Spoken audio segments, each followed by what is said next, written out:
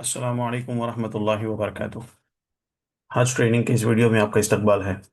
मेरा नाम मुजम्मिल हुसैन, मैं पुणे से हज ट्रेनर। तो इस वीडियो में मैं आपको जो हज ट्रेनर और हज इंस्पेक्टर हजरात के ज़रिए जो सवाल आ रहे हैं कि हज ट्रेनर का एग्ज़ाम कैसे होगा, सिलेबस कैसे होगा, और जो हज इंस्पेक्टर का जो एग्ज़ाम है उसका भी सिलेबस कैसे होगा, और कैसे क्वेश्चन पूछे जाएंगे और क्या क्या रहेगा, तो इंशाल्लाह सभी चीज़ें इस वीडियो में आपको बताऊंगा मैं। तो जैसे कि ये मेरा हज ट्रेनर का डैशबोर्ड है, यहाँ पे अभी स्टेटस है अप्रूव्ड बाय स्टेट हज कमेटी। तो इसका जो नेक्स्ट लेवल है, तो इसका जो आएगा अभी अप्रूव्ड बाय सेंट्रल हज कमेटी। तो पहले ही अप्लाइड था, तो जिनका जो है स्टेट हज कमेटी ने अप्रूव किया है तो उनका अभी अप्रूव्ड बाय स्टेट हज कमेटी आया है। उसके बाद सेंट्रल हज कमेटी होगा, और फिर यहीं पे आपका जो है एडमिट कार्ड भी आपको दिखने लगेगा। और उसमें जो है आपका एग्ज़ाम का टाइम, एग्ज़ाम का लोकेशन, और उसमें फ़ोटो वगैरह आपकी सब रहेंगी। तो वो एडमिट कार्ड जो है आपको डाउनलोड करके ले जाना है। और एग्ज़ाम के पहले आपको आपकी स्टेट हज कमेटी के ज़रिए जो है कॉल भी आएगा। कॉल आके जो है वो आपको बताया जाएगा कि इस टाइम पे जो है वो आपका एग्ज़ाम है, आपको एग्ज़ाम हॉल में जो है वहाँ पे रहना है। तो जो लेडीज़ हैं, जेंट्स हैं, इन दोनों को जो है वो सेम प्रोसीजर फॉलो करना है। तो ये हो गया लॉगिन के ताल्लुक से। आपका जो SHI लॉगिन है तो उस पर भी आप चेक करें कि आपको अप्रूव्ड बाय स्टेट हज कमेटी दिखा रहा होगा। उसके बाद आपको सेंट्रल हज कमेटी आएगा। फिर उसके बाद पहले आपको बता देता हूँ कि हज ट्रेनर का एग्ज़ाम में जो है आपको क्या क्या बताया गया है। तो जैसे कि अभी यहाँ पे जो डेट है कंप्यूटर बेस्ड टेस्ट की, वो अभी 8 नवंबर बताया गया है। ये डेट हो सकता है कि आगे पीछे हो, लेकिन एग्ज़ाम के पहले आपको जो है वो आपके स्टेट हज कमेटी के जरिए जो कॉल आएगा। फिर इसमें एग्ज़ाम में जो है वो क्या क्या होगा, यहाँ पे जो है आपको पूरा बताया गया है, जिसको CBT कहते हैं। तो अभी एग्जाम में बताया गया कि द टेस्ट सिलेबस फॉर हज trainer will mainly cover following aspects. यानी कि सबसे पहले आपको क्या करना है, हज गाइडलाइंस और हज रेगुलेशंस। यानी जो वेबसाइट पे यहाँ पे आपको यहाँ पे हज गाइडलाइंस दिखाई दे रही है, तो ये गाइडलाइंस आपको जो है पूरी अच्छी से पढ़नी है। और इसी के ऊपर जो है मेनली ज़्यादा से ज़्यादा जो है क्वेश्चन रहेंगे। तो हज कमेटी क्या है, कौन सी माइनॉरिटी अफेयर्स में आती है, और हज कमेटी इस्टेब्लिश कब हुई, और मीना अरफात मुजदलफा में जो है वो क्या क्या है, बेड का साइज कितना होता है, कौन सी जो है वो क्या कहते हैं वैक्सीनेशन लेना है, और एक हाजी को कम से कम जो है वो कितने बार ट्रेनिंग अटेंड करना है, और ये सब चीज़ें जो है यहाँ पे और सामान में क्या क्या कैरी करना है, बैगेज का वेट कितना होना चाहिए, साइज़ कितना चाहिए।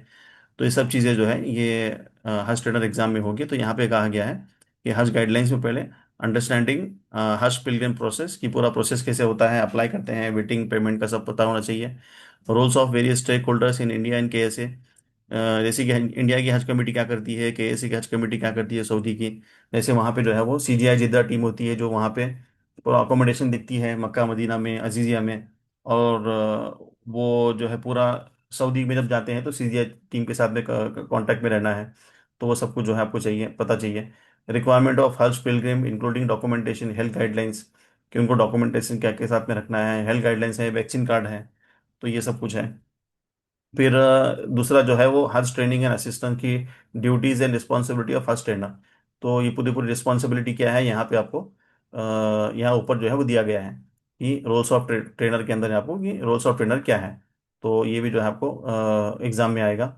और फिर उसके बाद में जो है आपको लॉजिस्टिक्स एंड अकोमोडेशन, कि मक्का में मदीना में कहाँ जो है वो रखेंगे, मीना अरफात मुजदलफा में कौन सी कैटेगरी के जो है वो टेंट रहेंगे, मीना में जो जो बेड का साइज़ है वो साइज़ कितना होता है, और बस से जाते हैं या फिर मेट्रो से जाते हैं, और एम्बार्केशन पॉइंट किसको कहते हैं, वहाँ पे कितने बजे रहना है, और हज कमेटी से जो है वो क्या क्या डॉक्यूमेंट मिलते हैं।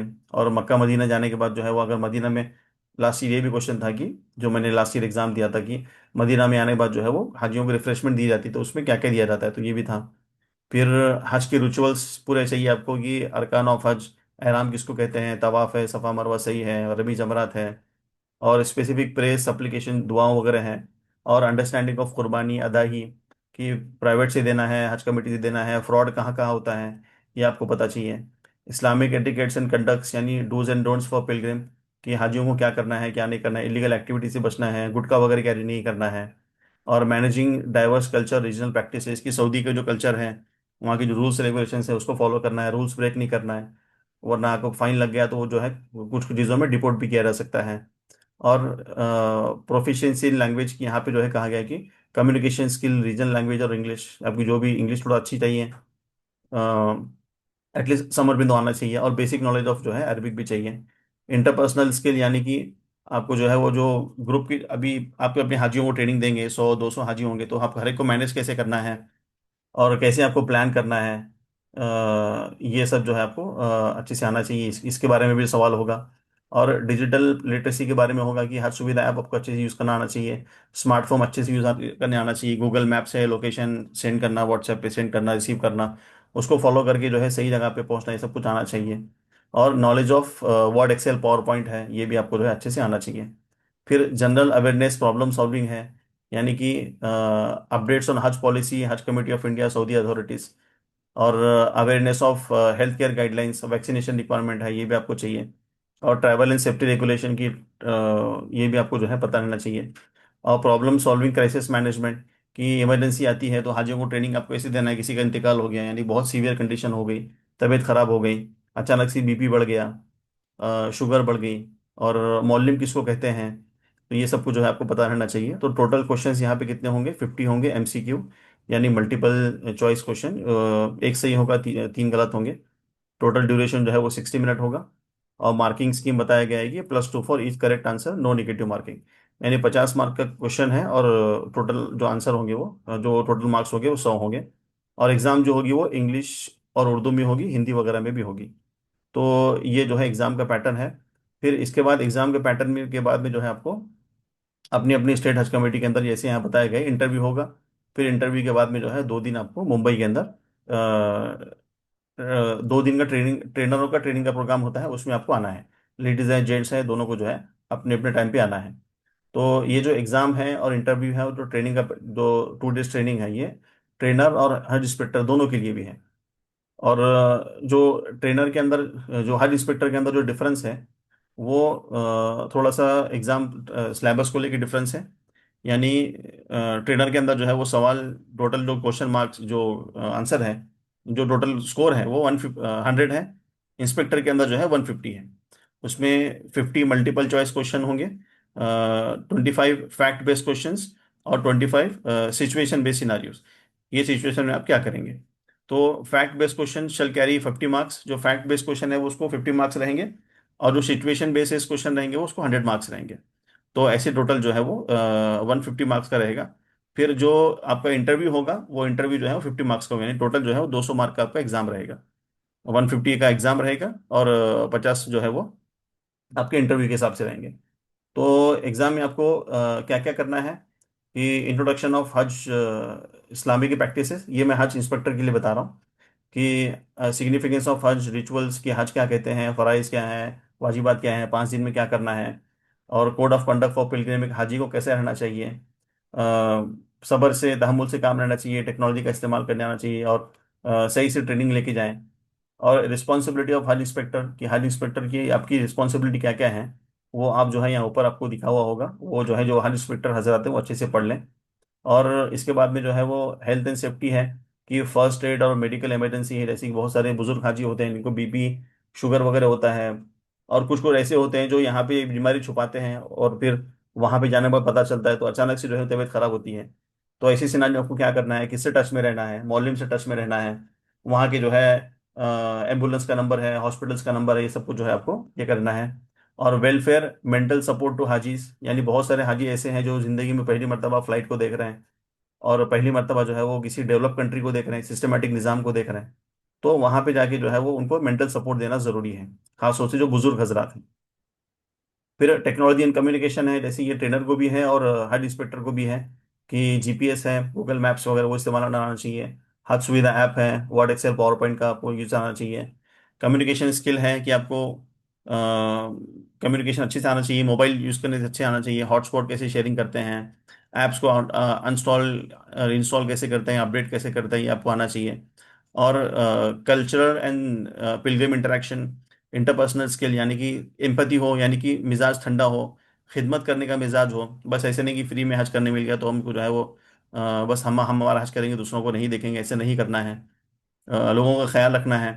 कॉन्फ्लिक्ट रेजोल्यूशन, दो हाजियों में कॉन्फ्लिक्ट होता है, झगड़ा होता है, उसको सॉल्व कैसे करना है।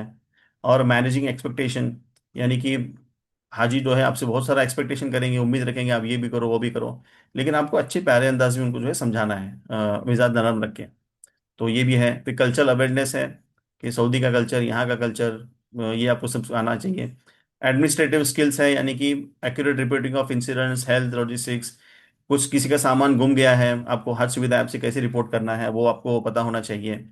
किसी का इंतकाल हो गया है तो वो कैसे करना है। किसी की इमरजेंसी जो है, हॉस्पिटल में एडमिट करना पड़ रहा है, हज के 5 दिनों में भी करना पड़ रहा है, तो ये सब कुछ जो है आपको करना है। फिर प्रोफेशनल एथिक इंटीग्रिटी है, यानी कि ट्रांसपेरेंसी रखना है, यानी कोई चीज़ छुपाना नहीं है, और करप्शन करना नहीं है, और इंश्योरिंग अकाउंटेबिलिटी, यानी जिम्मेदारी का पूरा जो है पूरा पूरा समझना भी है, उसका फायदा भी, मतलब उसका जो है पूरा निभाना भी है। क्राइसिस मैनेजमेंट है, यानी कि इलनेस आउटब्रेक, जैसे कि मैंने बताया कि अचानक बीमार पड़ते हैं। क्राउड मैनेजमेंट है, इमरजेंसी है, मेडिकल इमरजेंसी हो गई, लॉजिस्टिक, कोई सामान गुम गया।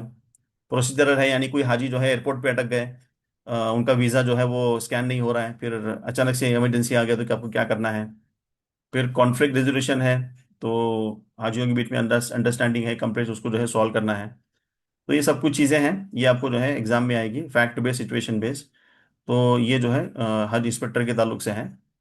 तो अभी हज इंस्पेक्टर का जो बताया गया है वो, जैसे यहाँ पे जो है वो लिखा गया है कि उनका जो एग्ज़ाम का जो डेट है हज इंस्पेक्टर का, तो ये ट्रेनर के बाद में है। तो जैसे यहाँ बताया गया है कि हाँ, 16 नवंबर को है, तो ये डेट आगे पीछे भी हो सकती है। आपको कॉल आएगा, आप अपने स्टेटस चेक कीजिए कि हज अप्रूव्ड बाय स्टेट हज कमेटी के बाद में अप्रूव्ड बाय सेंट्रल हज कमेटी में आएगा। और फिर आपके डैशबोर्ड पे लॉगिन करने के बाद में आपको एडमिट कार्ड भी दिखेगा, वहाँ पे एग्जाम का आपका डेट भी रहेगा, लोकेशन वगैरह रहेगा। तो ये सब कुछ जो है वो हज इंस्पेक्टर और हज ट्रेनर के एग्जाम के ताल्लुक से है। तो उम्मीद करता हूँ कि आपको जो है वो इससे डिटेल इन्फॉर्मेशन, मालूमात मिली होगी, आपको प्लान करने में जो है आसानी होगी। कुछ सवाल है तो जो है इस वीडियो के डिस्क्रिप्शन में कमेंट बॉक्स में व्हाट्सएप ग्रुप लिंक है, वो आप ज्वाइन करके जो है सवाल जवाब पूछ सकते हैं। जज़ाकल्लाहु खैरा। अस्सलामु अलैकुम वरहमतुल्लाह।